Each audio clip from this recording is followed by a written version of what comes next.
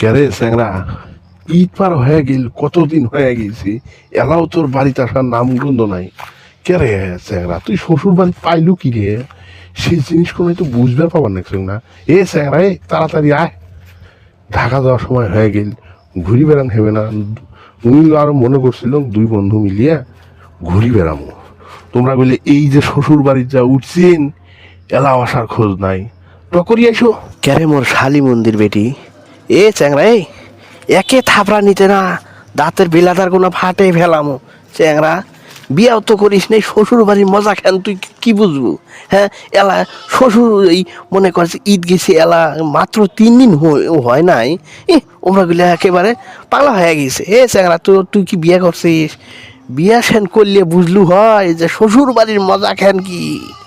ওই যে একটা কথাই আছে না, শ্বশুর বাড়ি মধুর হাড়ি, বুঝছিস? এত এ চ্যাংরা, দেরি হইবে বুঝছিস, এত তাড়াতাড়ি বাড়ি যাবার পাবার নয়, আর মোর কিছুদিন দেরি হইবে, এলাও দাওয়াত খাওয়া শেষ হয় নাই। এ স্যাংরা শোন, তুই তো ওইটা কইলু শ্বশুর বাড়ি মধুর হাড়ি, আরো একটা যে ওইটার পরিবর্তে কথা আছে, সেইখান কি তুই জানিস রে? শ্বশুর বাড়ি মধুর হাড়ি বেশি দিন থাকলে স্যাংরা জুতিয়ার বাড়ি, মানে কচুর লতি খায়া বাড়ি আসা খাইবে। শোন একটা কথা কং, তোর আদর থাকতে এলাও চলি আয়। ঈদ গেছে 3 দিন হয়েছে, তাই কি হয়েছে? 3 দিন হয়েছে থাকছিস হয়েছে? বাপরে বাপ, আমার আসার নামে নাই। এ চ্যাংরা, শ্বশুর বাড়ি বেশি দিন থাকা যায় না, থাকলে মান ইজ্জত থাকে না, বুঝিস চ্যাংরা? তোমরা গুলো বিয়ে করছেন, এরাও তোমার মনের মধ্যে বুঝাইছে নাই? তোমরা দেখেন না বেশি দিন শ্বশুর বাড়ি থাকলে সেই শ্বশুর বাড়ি আদর কমে যায়। ওরে মোর শালি মন্দির বেটা রে, মোর মুখখান খাপসা না করলে তুই শান্ত হবু না, তাই না? এ চ্যাংরা, এই তুই কি বিয়া করছিস রে?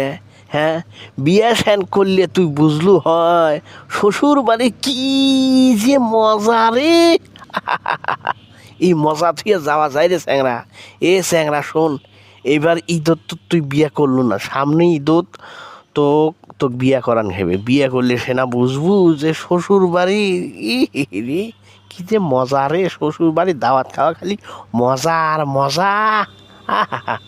চ্যাংরা শোন, তুই তো বুড়িয়ে হাসা যাবার নাকছিস, বুড়িয়ে হয়ে যাবার নাকছিস।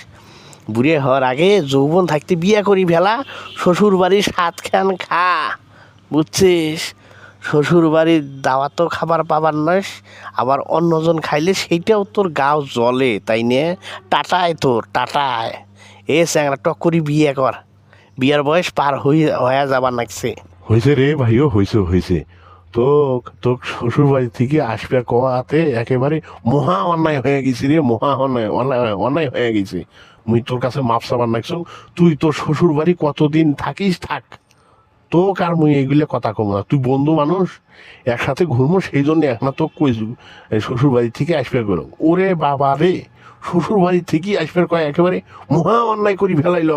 হ্যাঁ সেরা, শ্বশুর বাড়ি আর খাইও যায় না, তুই একলাই শ্বশুর বাড়ি যাস।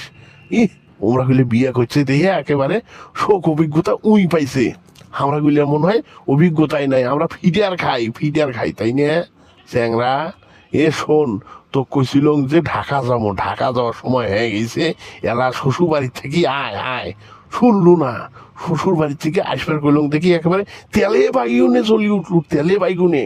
থাক, তোর টিকে তুই কাশি দিয়ে কাটিস না বাটাল দিয়ে কাটিস, কাটগা।